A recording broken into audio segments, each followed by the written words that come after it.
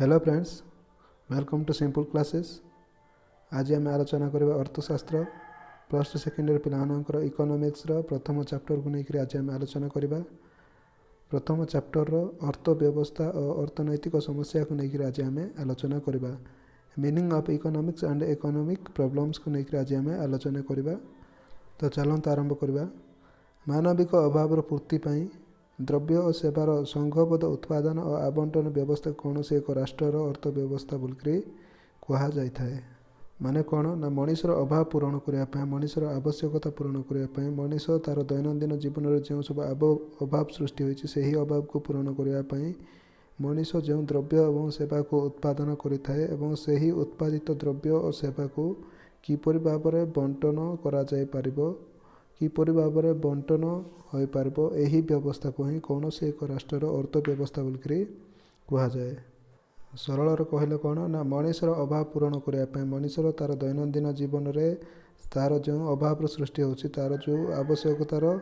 रही से ही अभाव बा आवश्यकता को पूरण करने मनीष विभिन्न प्रकार कार्य को संपादन कर से ही अभाव को बा तार अभाव को से पूरण करने चेष्टा करते से तार दैनंदिन जीवन विभिन्न प्रकार कार्य सब कर से विभिन्न द्रव्य और सेवा को उत्पादन करें से ही उत्पादित द्रव्य और सेवा को किपरि भाव में बंटन कर किपरि भाव में ताहाको बंटन कर तार अभाव को पूरण कर यही व्यवस्था को ही कौन से एक राष्ट्र अर्थव्यवस्था बोलिकी कहुए। बुझेगा। सेकेंड पॉइंट लिखाई कौन जो मार्ग में जनसाधारण जीविका निर्वाह पर संबल समावेश कर प्रतिफलित होता है। जो मार्ग में जनसाधारण मैंने दैनंदिन जीवन में जीवन यापन करने आवश्यकता अभाव को पूरण करने सीमित संबल को किपरि भाव में सीमित संबल को किपरि भाव में व्यवहार उपयोगी करता किपरि भाव में समावेश करही प्रतिफलित होता है। एबे देखंतु सेकेंड पॉइंट जमी जंगल कणई खादन और कलकारखाना प्रभृति उत्पादन उच्च एवं द्रव्य और सेवार आवंटन को नियंत्रण करुवा अनुष्ठान को नहीं यह गठित होता है। जमी बा माटी को कंचामाल भाव में व्यवहार कर जो विभिन्न द्रव्य सामग्री उत्पादन करा जाउछि, जंगल काठ को जालेनी भाव में व्यवहार करने बा अन्य कौन गृह कार्य यहाँ व्यवहार करने बा खनि उत्पादन करने कलकारखाना प्रभृति उत्पादन उच्च एवं द्रव्य और सेवार आवंटन को नियंत्रण करुवा अनुष्ठान मानक नहीं यह गठित होती। जो द्रव्य और सेवा को उत्पादन करा जाउछि एवं यही द्रव्य और सेवा को किपरि भाव में आवंटन करा यार आवंटन को नियंत्रण करुवा अनुष्ठान मानक नेइकी अर्थव्यवस्था गठित होइछि। तो चलतु आलोचना करबा अर्थनैतिक समस्या कौन, अर्थनैतिक समस्या किपरि भाव सृष्टि होता है ताहाको नेइकि एबे आमे आलोचना करबा। मनीष अभाव परिपूर्ति पाई संबल संग्रह और तहिरे विनियोग सह निबिड़ भाव में जड़ित समस्या ही अर्थनैतिक समस्या। माने कौन ना मनीषर अभाव पूरण करने, मनीषर आवश्यकता पूरण करने संबल को किपरि भाव में संग्रह करा से ही संग्रहित संबल को किपरि भाव में व्यवहार उपयोगी करी सेतिरु केउ द्रव्य एवं सेवा को उत्पादन करा जहा द्वारा कि मनीषर अधिकरू अधिक आवश्यकता पूरण हो पारिबो बा अभाव पूरण हो पारिबो। यही अर्थनैतिक समस्या ये सृष्टि होता है कारण मनीषर अभाव होउछि असीम एवं यही असीम अभाव को पूरण करने संबल सीमित अवस्था रही यही सीमित संबल को किपरि भाव में व्यवहार उपयोगी करी केउ द्रव्य सामग्री को उत्पादन करा जहा द्वारा कि मनीषर अभाव अधिकरू अधिक पूरण हो पारिबो। संबल सीमित होइथिबारु यही अर्थनैतिक समस्या सृष्टि होता है। आगु देखंतु यही समस्या मुख्यतः दुईटी कारण सृष्टि होता है ताहा मानवीय अभाव होउछि असीम एवं यही असीम अभाव को परिपूरण करने आम पाखरे संबल सीमित अवस्था रही संबल होउछि सीमित। माने कौन ना यही अर्थनैतिक समस्या मुख्यतः दुईटी कारण जो सृष्टि होता है कौन पाई ना अभाव बा मनीषर अभाव होउछि कौन ना असीम अनलिमिटेड वांस सेतिपाई यही असीम अभाव को पूरण करने आम पाखे संबल सीमित अवस्था रही यही सीमित संबल द्वारा मनीषर असीम अभाव को पूरण करने संभवपर नुह से यही अर्थनैतिक समस्याटी सृष्टि होता है।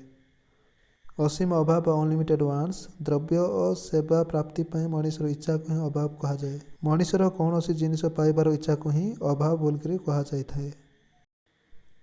एबे आम आलोचना करवा असीम अभाव बा अनलिमिटेड वांट्स को लेकर द्रव्य और सेवा प्राप्ति पर मनुष्यर इच्छा को ही अभाव बोलिक कहुए कौन ना कौन सी द्रव्य कि सेवा कि कौन सी जिनिस को पाइबार इच्छा को ही मनुष्यर अभाव बोलिक कहुए कौन सी जिनिस को हासिल कर इच्छा को ही पाइबार इच्छा को ही मनुष्यर अभाव बोलिक कहुए। यह मानवीय इच्छार सर्वप्रधान सबुठार बड़ एवं सर्वप्रथम वैशिष्ट्य अटे कारण गोटे अभाव परितृप्त बा परिपूर्ण हो सारा पर अन्य एक अभाव उद्रेक होता है अन्य एक अभाव जन्म होता है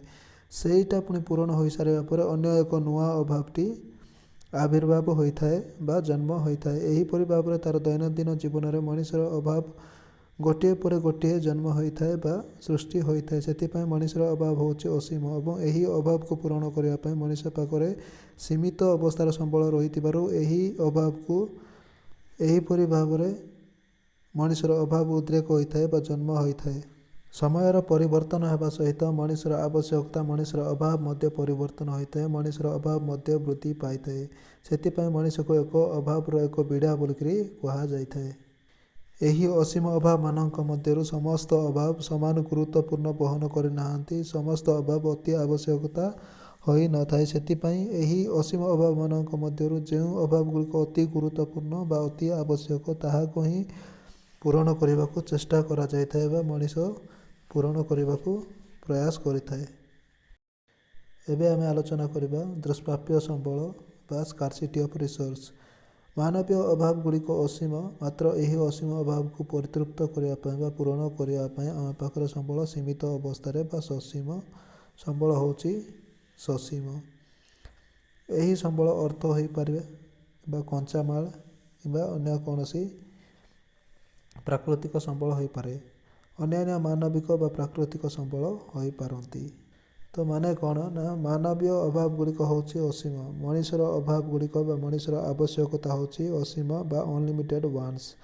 यही अनलिमिटेड वांट्स को पूरण करने आम पाखे रिसोर्स होची लिमिटेड यही रिसोर्स लिमिटेड रिसोर्स को लेकर यही आमर असीम अभाव को किपरि भाव में पूरण करा जाय परिबो संबल सीमित होइतिबारो यही मनुष्यर असीम अभाव को पूरण करा जाय परिबो नाही संभवपर नुह मनुष्यर अभाव को पूरण करने संभवपर नुह। सेकेंड पॉइंट कौन ना संबल सीमित कहले आमे यार चाहिदा तुलन जगणार स्वल्पता को ही बुझी तो एथिपाई अर्थनैतिक समस्यार उद्भव होता है। एबे आमे आलोचना करबा विकल्प व्यवहार अचयन समस्या विकल्प व्यवहार माने जार अत्यधिक व्यवहार रही है चयन समस्या माने कौन ना चॉइस प्रॉब्लम ऑफ चॉइसेस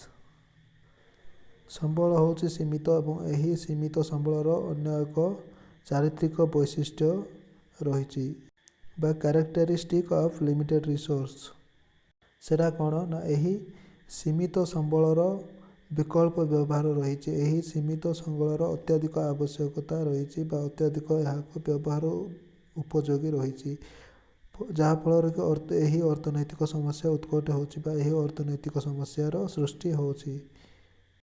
संबल सीमित होहीपरि अर्थनैतिक समस्या सृष्टि होची जेमिति कि भूमि में गहम चाष करेंगे ना आलू चाष करेंगे खेल पड़िया निर्माण करेंगे ना बासगृह तैयारी करेंगे यहीपरि भाव में समस्या सृष्टि होची कारण संबल सीमित होहीपरि अर्थनैतिक समस्या माने सृष्टि होची। श्रमिक मैंने कृषि क्षेत्र बा शस्य उत्पादन कर से माने आय उपार्जन करेंगे बा कल कारखाना कि व्यवसाय प्रतिष्ठान कर से माने तांकर व्यवसाय कर से माने अर्थ उपार्जन करेंगे यहीपरि भाव में सीमित संबल होती अर्थनैतिक समस्यार सृष्टि होता है। बुझी होची जदि बुझी होची ताहले चैनल टी सब्सक्राइब करंतु वीडियो टी लाइक करंतु एवं आपनकर संगमान सहित मध्य शेयर करंतु जहाँद्वारा कि आपनकर संगमाने मध्य एही वीडियोर लाभ उठाई पारिबे। धन्यवाद।